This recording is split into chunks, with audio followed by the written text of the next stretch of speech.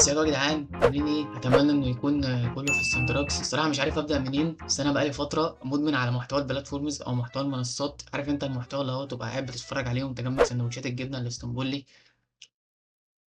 انا غالية الجبنة الاسطنبولي. عارف انت المحتوى اللي انت تبقى قاعد بتتفرج عليه وانت جنبك سندوتشات الجبنة الفيتا اللي محطوطة في عيش التموين المقمر اللي محروق من وشه ومن ظهره. انا بقالي فترة مدمن على الفيديوهات دي، وبالذات تحديات الكورة زي تحدي صباحه وتحدي 3 في 1. والمهم ان الشلة دي كلهم بيستضيفوا بعض الفيديوهات، كل واحد فيهم عامل قناة بيستضيف التاني فيها. ممكن تلاقي مروان سري مستضيف الدوكش في فيديو، بعد كده تاني يوم تلاقي عمرو نصوحي مستضيف مروان سري والدوكش في حلقة صباح. المهم ان انا في نظرية انا عملتها وانا قاعد مع نفسي في الأوضة، اكتشفت ان هم واخدين شقة 4 اوض طرقة كده مقسمينها استديوهات، كل واحد فيهم استوديو. عشان كده تلاقيهم دايما بيستضيفوا بعض، عشان اصلا هم ما بيضطروش ان هم يروحوا ده، يعني هم بيمشوا في الطرقه يخشوا الاستوديو ويوهموك ان هم كده راحوا لبعض. ودي نظريه انا عملتها وانا قاعد لوحدي. علشان ايه؟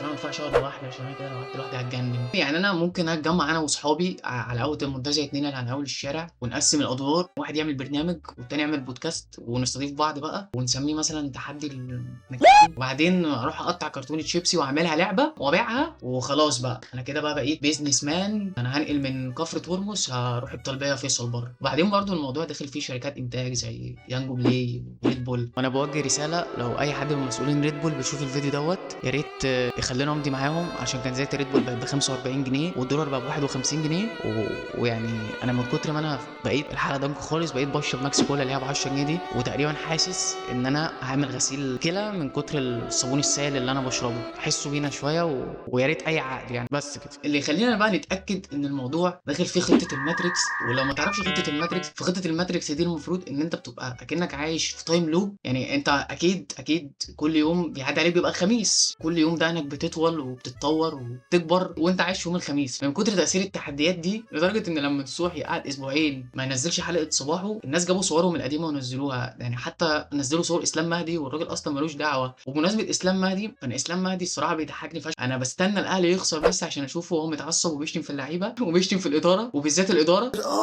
عارف اللي هو عارف احمد زكي في فيلم استاكوزا لما اتضرب في اللي هو اللي يا جماعه العبوا كوره. انا متاكد ان تقريبا اسلام مهدي بعد الصفقات او اللعيبه الجديده اللي الاهلي جابها دي، لو الاهلي خسر ماتش اسلام مهدي هيتجنن، ومش بعيد تلاقيه طالع بالكوليتو والفانلة الحمالات بيشتم في الخطيب، وعامل زي احمد نور الدين بيردد كلمه واحده بس. يعني هيفضل بقى يقول استفقات يا خطيب، استفقات يا خطيب، استفقات يا خطيب. الخطيب اصلا تقريبا خلاص هيطلع رحله لالمانيا مدى الحياه على كل الفلوس اللي صرفها في الشهر دوت. وطبعا ما ينفعش يبقى في فيديو زي دوت عن محتوى الكوره وما اجيبش سيره الكولونيل القدوه الهستوريا التاريخ الميخور الجراند ديل موندو محمد شافعي. انت بتكسب تفاعل ويرتش على حب جمهور ريال مدريد. قسما بالله انا الاثنين. انت طلعت دين امي جننتني. الواحد بيلاقي اشكال على السوشيال ميديا، اشكال بنت ثلاثه جرابيل. لو حد وصل الفيديو ده لمحمد شافعي يا ريت يقول لي فك البلوك، عشان الموضوع ده مزعلني لحد النهارده. يعني يا اسطى ما كانش عملتها لك على صوره يعني. المهم حاول ما تتفرجش على فيديوهات شافعي وبرشلونه خسرانه. ليه بقى؟ لان لو برشلونه خسرانه وشافعي بيصور فيديو، وانت بتتفرج هتلاقي كرسي اتحدف كده، هتلاقي يعني بص هتلاقي اي حاجه طالعه لك من الكاميرا في وشك، تلاقي افعال غير طبيعيه بتحصل في الفيديو عموما. وبعدين برضو محمد شافعي يعني عنده مش عارف اوصفها لك. هو عنده ممكن مثلا نسميها عنده هدوم كتير قوي. مثلا انت ممكن تلاقيه متصور مثلا بتيشيرت المنصوره سنه 89، تيشيرت بارما سنه 67. يعني انا عن نفسي انا اقدم حاجه عاصرتها كان تيشيرت الاهلي 2017 اللي كان فيه خط اسود في النص هنا كده. وبعدين برضو انا ساعات بحس ان شافعي بينسى ياخد دواء شيزوفرينيا تقريبا. انت ممكن تبقى بتسكرول على تيك توك يظهر لك فيديو ليه تلاقيه بينصح الشباب وبيتكلم في الدين وازاي ما ينفعش. انا فاكر في مره ان في واحد كان باعت له في اسك بيقول له ان هو تقريبا هينتحر وقرفان من حياته وبتاع. الفيديو اللي بعده لقيته بيسب الدين لرافينيا. طيب بعيدا عن اي حاجه، دلوقتي انت بتقول كاره دين حياتك، نفسك تنتحر يعني، فما اعتقدش ده هيكون حل كويس جدا، ويستحيل يكون ده حل وتفكير صحيح. لانه احنا مهما بنهزر مهما بنضحك مهما بنترول مع بعض والدنيا ماشيه وكل حاجه يعني بقت صعبه اليومين دول، ولكن الحمد لله على كل شيء. يعني ربنا ليه حكمه في كل شيء، ان هو مهما حصل بيكون في دايما بعد كل عسر يسر. يعني يا جماعه انا الحمد لله عندي رؤيه مستقبليه في اللعيبه، ولاد زين المحارم، ولاد زين المحارم. يا ابني انت طلعت دين امي، انت طلعت ايدي امي مجننتني. في كل فيديو تلاقيه بيصبح على كل المشجعين اللي في الدنيا الا نادي ليفربول الانجليزي. فانا مش عارف ايه سر عداوته مع ليفربول الانجليزي. ودي رساله للبنات اللي بتقول لك الرجاله بتنسى وبتكمل حياتها عادي. يعني الراجل جه جون من 6 ولا 7 سنين اهوت ولسه مأثر عليه لغايه دلوقتي. يقول لك الرجاله ما عندهاش مشاعر وبتنسى وبتموف اون. يعني الراجل خلاص جاله جنان من كتر ما الجون مأثر عليه.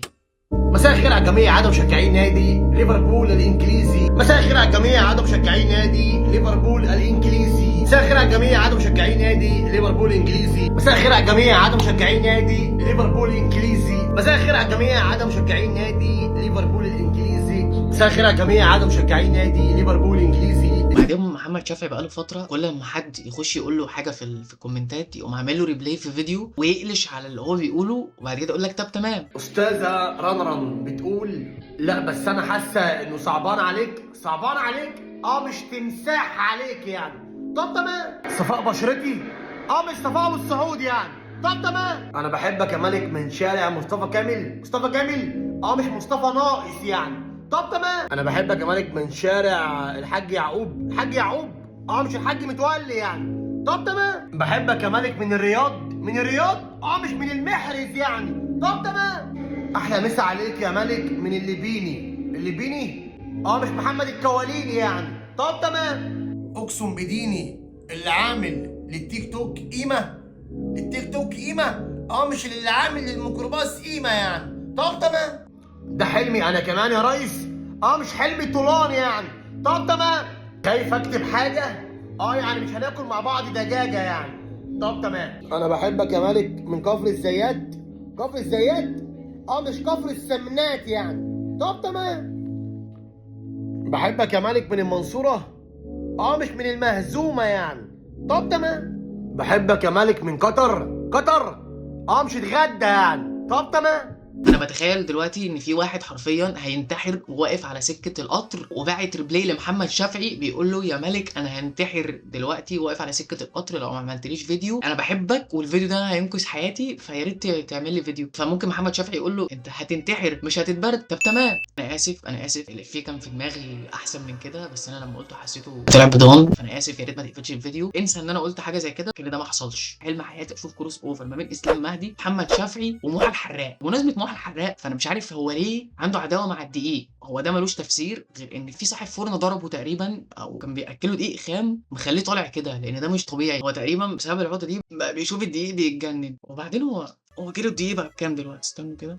كيلو الدقيق ب 29 جنيه. يعني 29 جنيه 29 جنيه يعني كيس فول و2 جنيه عيش تموين 5 اقراص طعميه ممكن كيس شيبسي. يعني دي حرفيا دي عشوه ملوكي. ممكن علبه جبنه ب 12 جنيه اللي هي الصغيره ديت. عبور لاند لان دومتي ب 15 جنيه. المهم ان محتوى الكوره في مصر جامد فشخ الصراحه وانا بحبه جدا. فرحان ان هو وصل للليفل دوت. والمهم يا ريت تعملوا سبسكرايب وشير بالكيس اطلب منكم. ويا ريت تعملوا لي فولو على الانستجرام علشان انا الاكونت بتاعي عامل زي الصحراء ومهجور وبس. اشوفكم الفيديو الجاي. سلام.